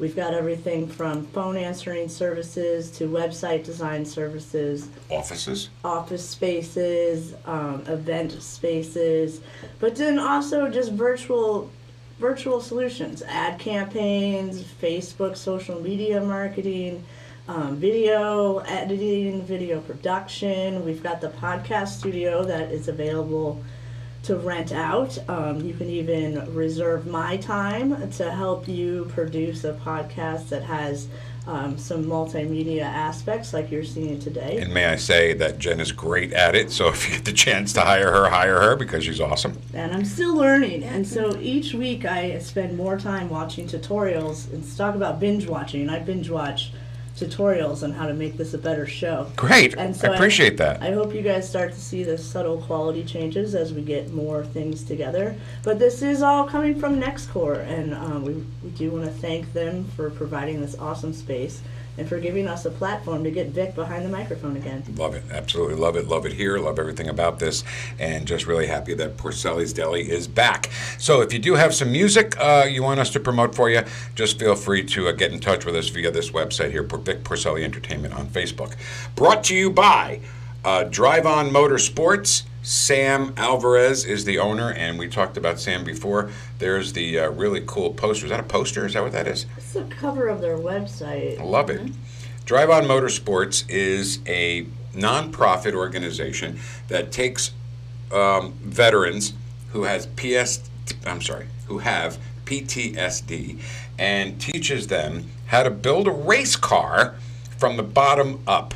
So there's nothing there, and then they teach you how to build a race car. And then you get to drive the race car, and the great thing about this, I keep saying it because I love it so much, you can drive the race car no matter what your physical injuries are. If you were in the war and you lost your legs, guess what? Sam will teach you how to make it so you don't need your legs. You use your hands to drive it. It's an absolutely awesome, moving, inspiring organization. It's Drive On Motorsports, and you can get in touch with them with driveonmotorsports.org. All right. Eggs or eggs? 1 second. Sorry. What eggs are eggs? No, this is, you guys know what this is. Do a little flashback. It's okay. So how are the eggs? Eggs are eggs. Eggs are eggs. That is very profound. By the same token, could you say fish is fish? I don't think so. I don't think so. That was all part of the deli when we did the deli on the radio, was playing things like that in between songs and stuff. So we'll throw some of that your way, too, as we delve back into some of the memory banks of Porcelain Deli. Can we check on Rex? Is Rex doing okay? Okay, let's see what's going on with that, because he's actually not doing okay. He's not. He's getting into trouble. He's doing something, and Uh-oh. What's all that there on the floor? There's definitely some mass destruction going on. Oh, no. At first, I thought it was the unicorn. It is not. But it is clearly something else. He's left the scene. And He's so left the scene? My best bet here is that he has torn up this chair. There he is. There he is. There he goes. Oh, hey! He's way too busy for us. Can he hear you? I don't know. I don't know how to test it. Rex! I appreciate Rex being your own personal interior designer and just... He really does. Every day you have a new home. Because that chair is hideous, and I pulled it off the sidewalk. Oh, look at him coming front and center. Chair is hideous. I pulled the chair off the sidewalk with the intention of maybe someday reupholstering it, but the woodwork matches the house, and it's hideous. I don't use it. He sits in it by himself, but he has this uncanny knack of knowing when furniture is old and just not good, and he tears it up. But he's helping. For example, in the other room, I have this other lovely piece, this blue chair. Love it. Untouched, perfectly safe. How do you know it's perfectly safe if Rex is there alone? Well, I can see it. It's safe for now. Yeah. Although I wonder where the cushion is. But Rex says, "Here, hold my bone." See what I did there? Instead of good. hold my beer. It's That whole thing should be specified for what you are and who you are. You know, Rex isn't going to say hold my beer. So Rex He says, might. hold my bone. I'm really hoping. You don't know what he does when He in doesn't drink. general. I guarantee he doesn't drink beer.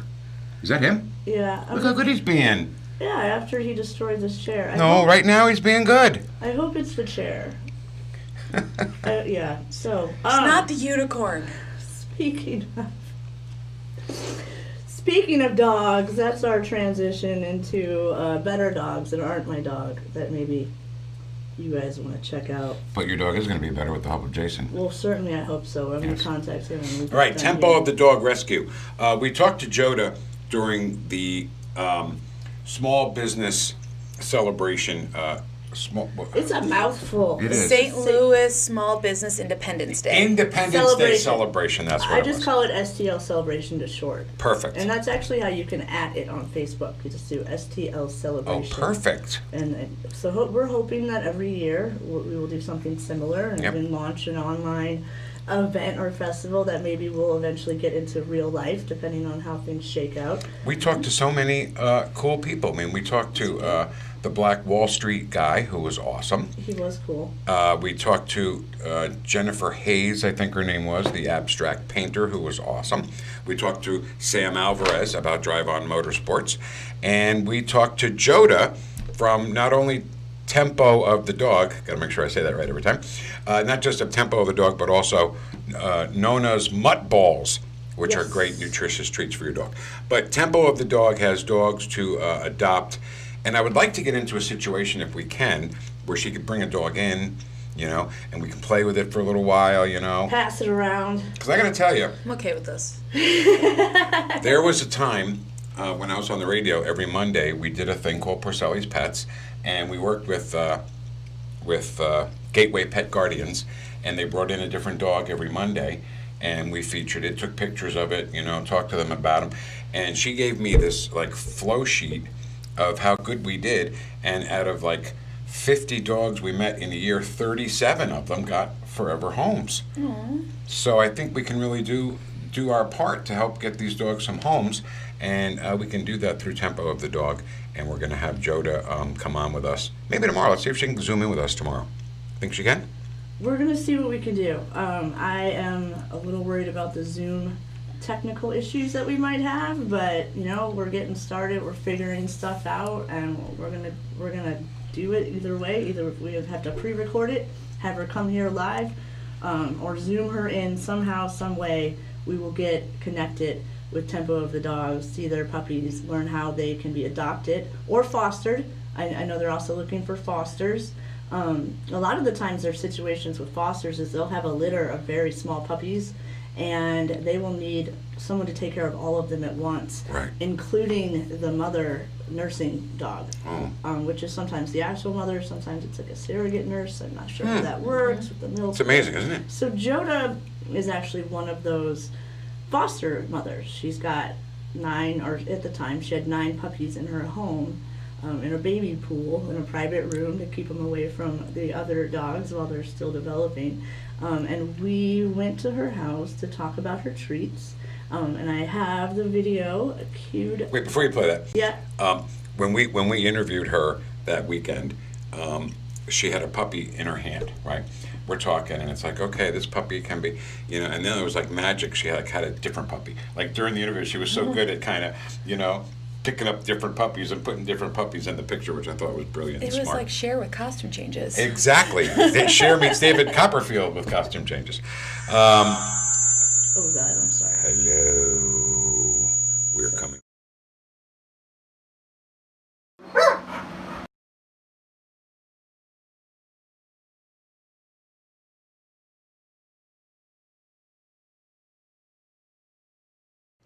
Denali delivers. But Denali does deliver. We knew that. We knew that. We knew that All Denali right, delivers. I gotta go at that a different angle. I No don't know problem. What happened. There's the tempo. Are they seeing that? No. They're just seeing me in back right now. Okay. Okay. So, yep. Let's fill the time here for. What I was going to say, while you were talking about, you know, technical problems and this and that, I like to remind people that this is our first shot at this. This is show number 1 of Porcelli's Deli from the Next Core studio. So, I mean, considering that, I think you did a damn good job. Well, thank you. Jen. It's, yeah. Je ne sais quoi. We'll be smoothing out the format as things move along, but you know, it's a good time. It's a great time. And I love just getting into all this technical stuff that we can now do. I don't think I would have ever learned all of the things that I've learned this week if it hadn't have been for the lockdown. So it's a learning experience is what you're saying. Absolutely. Fantastic. I love that. So meanwhile, I just want to bring up that Simon Cowell broke his back in a motorbiking accident. I saw that. Yeah. He was somewhere abroad. I don't remember. Well, abroad to us. He's from there. I don't know how abroad it was to where he was. I thought he was in England. But it's not, so it was home to him. Yeah, I think right. he was just... But abroad to us. And apparently, I think he's going to be okay. I mean, you know, if this were bad, it would be like, oh my God, Simon Cowell's never going to walk again. But he underwent a 6-hour surgery, and it'll be a while before he gets back. And I hate to word it like this, but if you're going to have something like that happen to you, this is the season to do it, because America's Got Talent has nobody in the crowd. You know, they were doing the live show, so to speak, from people's houses on the Zoom, and it's not as exciting as that show has been. It's one of my favorite shows, America's Got Talent. We ready for known as Mutt Balls or not yet? I think I've got it All right. queued up in this fashion. Why is there Jif peanut butter right there? I think it's one of her ingredients. I love Jif peanut butter. All right, let's see if we have sound.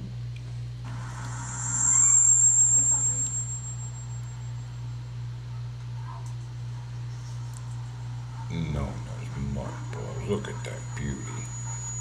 I figured out what the problem was. There we go. Are those the puppies? No, these are, That's the rescues? yeah. Good, the big These are, no, puppies. these are just her dogs. Those are her dogs, One which are of not them- for sale or rent. No, these are just Or her. foster. Maybe one was like a friend's dog she was watching. Can you guys hear this out there? Known as Mutt Balls. Do you have crazy dogs in your life? I do. These are my dogs. Tobias, Coco. This is one of my clients, Bailey. She's subbing in for us today. I was spending a small fortune on. Oh shoot, my treats. bad. Plus, I'm the worst. I had a foster dog who was ill. Her name is Penny Lane, and she needed to supplement. She was losing weight, so I started making her homemade foods, no preservatives.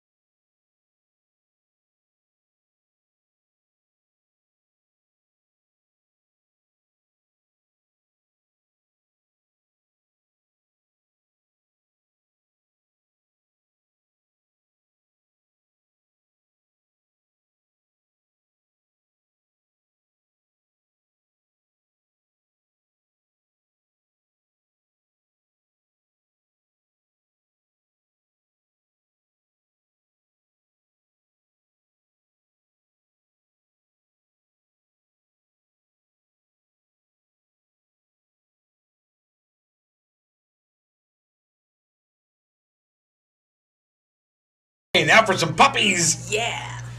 When I agreed to sponsor. 9 of them. So I had her for a year. All of her babies had homes. Bless her heart. I lost her last week, and then the day after, this Oh, little my girl God. was put in front of me, and I was offered They're cute. Please tell me my wife is not watching. This was how long ago now?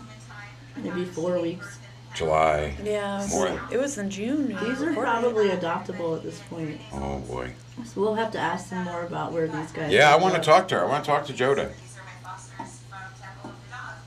So are these going to be up for adopt? Obviously. They are, yes, they are. Everybody will be up for adoption. Temple of the Dog. Tempo, like a music tempo. Everybody will have, like my last litter, Penny Lane, she was Beetle Babies. I had a Penny Lane, I remember that.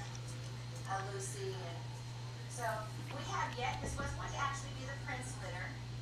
However, we got 7 boys, and two girls, we realized it was kind of going to be hard to come up with 7 quick songs where he was talking about males as opposed to females. So we're in the process of reconsidering what this litter will be. Wow. For now, I just call her baby, or I call her Mercy, and she's a sweetheart. I'm really blessed to have her. You know, I'm opening eyes anytime. They're starting to actually fall. I noticed that today. So I was really happy to see that.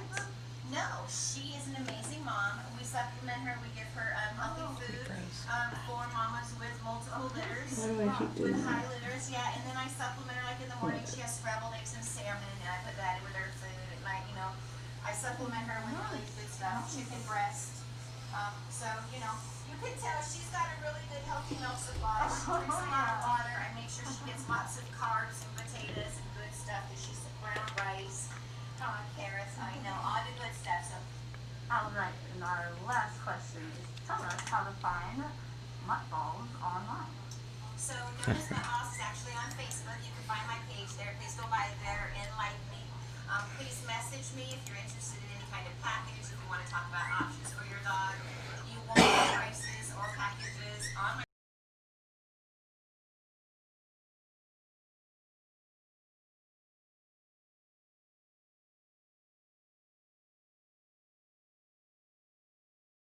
Totally do that. It's human grade. Go ahead.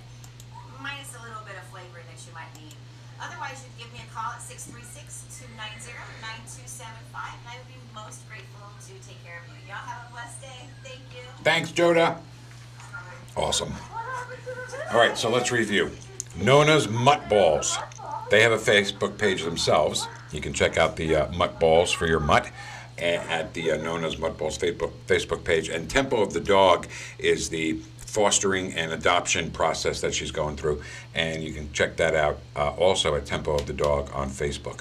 Now, she has, you were mentioning when you videoed that with her, they were too little to adopt, but you think now they might be adoptable, right? I think they are, and that is something I definitely want to discuss with Tempo of the Dog when they arrive, because there was 9 of them. I know Joda decided to keep one because it had a chest marking that matched the same chest marking as her other dog, and she just took that as a sign, as this is mine. I gotta tell you, when we got Phantom, this lady had, these Newfoundland standard poodle puppies, and we went to her backyard, and Phantom picked us. Right. We didn't pick Right? him. He came up to us, and he said, "Take me home and spoil me." And my wife said, "Oh, that's what I do. I spoil dogs and cats and fish." If you can spoil fish. All right, so last... Oh, don't you even think that she can't spoil fish. Are you kidding me? Yes. Last week you claimed to have a hidden talent, Oh, I do. and you said... It's worthless hidden talent. You said that you Know where this is going. could that I could yell out a year. Well, you have to yell out a year that there actually was a Summer Olympics. Oh, That's part of the well, shoot. process. It's the same as leap years and presidential elections. Every 4 years. It started in 1896, 1900, 1904, 1908, 1912, and every 4 years. So now I gotta look. I guess I gotta look. You know it up. what? You need to test me anyway, so go on to I- Google and type in Summer Olympic cities, and you'll get this list that should tell you all of the Summer Olympics and where Yes. they were held. Should have had this prepared. I forgot that the Olympics is like a leap year. It is leap year. Only the summer. They all used to be in the same years. Then they screwed that up. Now it's every 2 years, winter, summer, winter, summer. Don't let me see it, though. That's cheating. Well, don't look. I won't look. I don't want anybody to think I'm cheating or lying about this. It's the craziest, stupidest, worthless talent ever. But I happen to know what city every single Summer Olympics was in. And like I said before, some of it was stuff I've seen, some of the Olympics I've seen, some of the great stories and movies that I've seen. Not looking. All right, 1984. 1984 was in Los Angeles. Russia did not come because we didn't go to theirs 4 years earlier. Out of spite? Well, Russia had invaded Afghanistan in 1980, and we said we weren't going because of that, to protest that. And then Moscow's, I keep saying Moscow, Russia said, well, you didn't come to ours, then we're not coming to yours. So Moscow won Russia won every medal in 1980, and we won like every medal. Carl Lewis was in the 1984 Olympics in Los Angeles. And, So that kind of reminds me of circling back to our binge watching and Yes. Money Heist. Yes. You said Moscow so many times. And I had the question, Yeah. if you were going to be money heisting, what would your money heist city be? mine would be Naples. And you said, did we talk about this last time? I don't know, but mine would be Naples. What do you want yours to be? Oh, you picked like, not really a city. It's a city, Oh, is it? Canorado. Canorado, in between Kansas and Colorado. Where exactly is the city of Canorado? It's right on the border. Got it. I think it might straddle the state. Who's the mayor of Canorado? Do you know? You're full of crap. There's no such city as Canorado. I'm an idiot. What about you? What's your city? Pro Tem. Where's that? It's at the border of Arkansas and Missouri. Huh. It's where Bull Shoals Lake is. So you guys understand that the Money Heist nicknames were cities that people have heard of. If you haven't heard of Canorado, then you don't go to Denver often enough. I do not go to Denver Because often. you cannot get to Colorado without going through Canorado. Is there a sign that says "Welcome to Canorado"? Did I tell this story to you, or did I tell it on air? I don't know. I don't know. We were See, spitballing. We can't talk ahead of time because my brain mixes up things. And I don't totally know get if that. I said it. Totally get that. Because so when I left college, my best friend at the time, or maybe we weren't best friends yet, and we became best friends after this trip. But she's like, I want to move to California, and I was like, shoot, I want to move to California. And we get in her Volvo, and I was 20s, whatever, and wasn't thinking about like consequences and mechanical issues and anything like that. So I don't even know if we checked the oil. But we loaded it up. We had 2 bikes strapped to the back of this Volvo. You were ready for a hiking, wagon. biking trip. We were gonna just go west, and we did. But we broke down in Canorado, and I don't know who the mayor is, and I don't know what city they're like anything about the city. But I can tell you that there's a bean factory on the border of Kansas and Colorado. Huh. And well, at least 20 years ago in the summer. So. Tell me more about this 20 years ago. So the bean factory has their slogan on it, and as we're sitting on the side of the highway with the car smoking and our trip being truncated in our first 12 hours, we read across, there's a field of corn, of course, and then it says very clearly on the side of the bean factory, life is a crock of beans. Love it. Absolutely love And it. it sure was.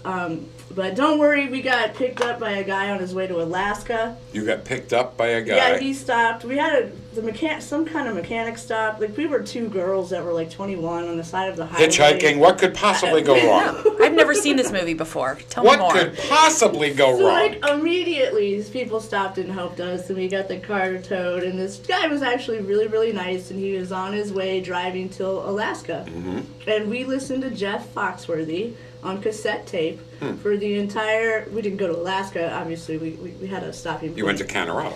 Well, we went to Castle Rock, but we had her mom was there, Okay. so we did have to stop. So at you're first. still We here were telling us able- the story, so we he were wasn't a able- mass murderer. That's good news. Right, we were not murdered. There was no trouble. Thank goodness, It was okay. all sunshine and flowers and Jeff Foxworthy. So you know every example of if you might be a redneck then. Well, I mean, it was 20 years ago. I can't tell you I've busted back out that cassette tape. Right. I know, I remember one.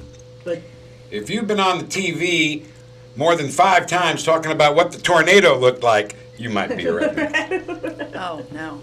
That's my favorite one. All right, well, we're about to wrap it up here, so our thanks to driveonmotorsports.org. You'll hear more about them throughout the week.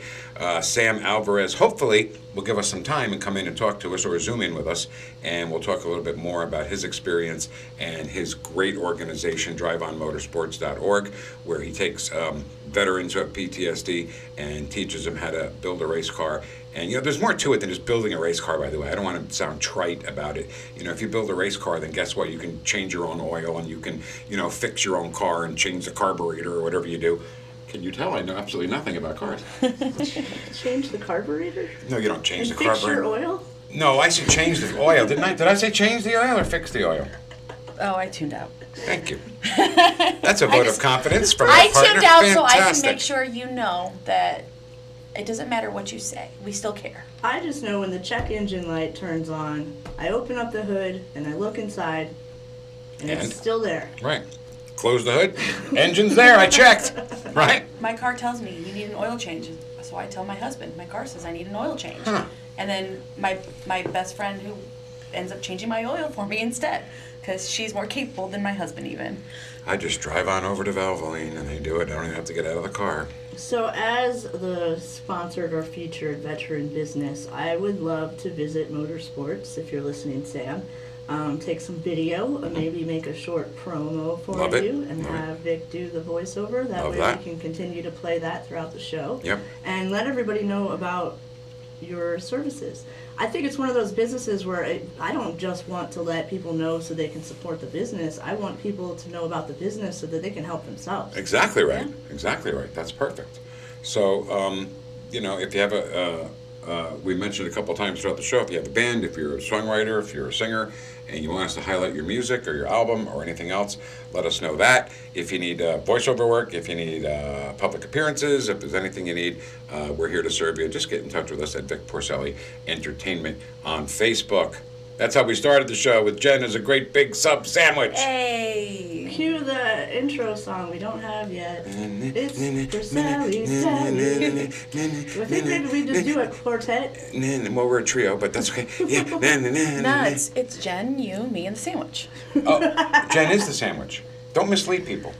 Don't make people think that that sandwich is a separate entity. It could be. I don't see Jen's face on that sandwich. There it is. They were just there a minute ago. The turkey's in the way. Get the turkey out of the way and you can see your face. I don't know what's up with this Snapchat filter as an error, and my face isn't coming out. But if you saw my face today, you would know why I'm a sandwich. Jen, Sometimes you just have to be a sandwich. you do know that you have a Snapchat problem, right? I do.